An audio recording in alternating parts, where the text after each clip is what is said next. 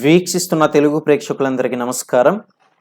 ఇటీవలి కాలంలో జరిగిన కర్ణాటక, తెలంగాణ రాష్ట్రాల్లో అసెంబ్లీ ఎన్నికల్లో కాంగ్రెస్ పార్టీ విజయం సాధించింది. అయితే ఈ రెండు రాష్ట్రాల్లో హస్తం పార్టీకి విజయం సాధించి పెట్టింది సంక్షేమ పథకాలే అనడంలో ఎలాంటి సందేహము లేదు. ఈ క్రమంలోనే లోక్సభ ఎన్నికలు సమీపించడంతో మరోసారి కాంగ్రెస్ పార్టీ ఆ సంక్షేమ పథకాలని నమ్ముకుంటుంది. ఓవైపు అధికారంలో ఉన్న బీజేపీ ఉచిత పథకాలు, హామీలపై తీవ్ర విమర్శలైతే గుప్పిస్తున్న కాంగ్రెస్ పార్టీ మాత్రం తమ ఓటు బ్యాంకు సంక్షేమ పథకాల ద్వారానే వస్తుందని నమ్ముతుంది.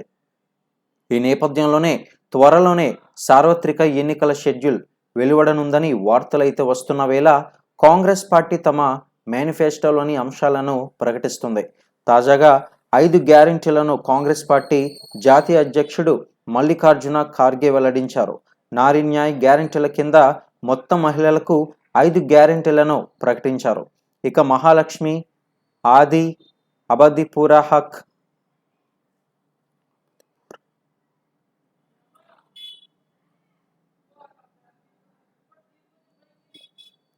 శక్తి కా నామన్, అధికార్ మైత్రి, అలాగే సావిత్రిబాయి పూలే హాస్టల్ అనే 5 కీలక గ్యారెంటీలను మల్లికార్జున ఖార్గే ప్రకటించారు.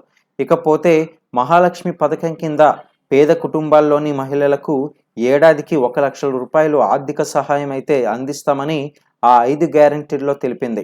ఇక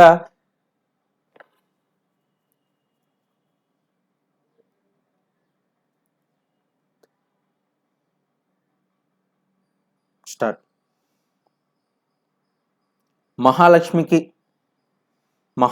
పథకం కింద పేద కుటుంబాల్లోని మహిళలకు ఏడాదికి 1 లక్ష రూపాయలు మహాలక్ష్మి పథకం కింద పేద కుటుంబాల్లోని మహిళలకు ఏడాదికి 1 లక్ష రూపాయలు ఆర్థిక సహాయం అందిస్తామని ఆ 5 గ్యారెంటీల్లో తెలిపారు. ఇకపోతే ఈ 1 లక్ష రూపాయలను ప్రతి ఏటా అర్హులైన పేదల ఖాతాలోకి బదిలీ చేస్తామని స్పష్టం చేసింది.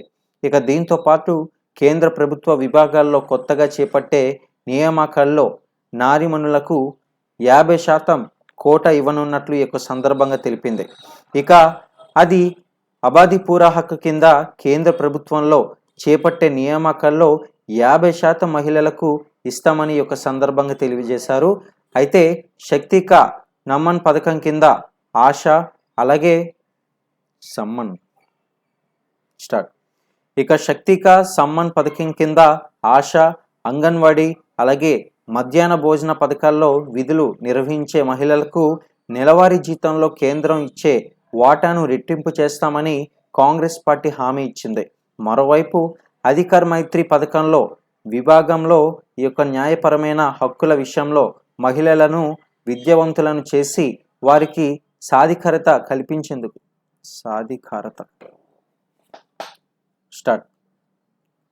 అధికార్ మైత్రి పథకంలో భాగంగా న్యాయపరమైన హక్కుల విషయంలో మహిళలను విద్యావంతులను చేసి వారికి సాధికారత కల్పించేందుకు వీలుగా ప్రతి గ్రామ పంచాయతీలో ఒక అధికార్ మైత్రిని నియమించనున్నట్లు ఈ యొక్క సందర్భంగా తెలిపింది.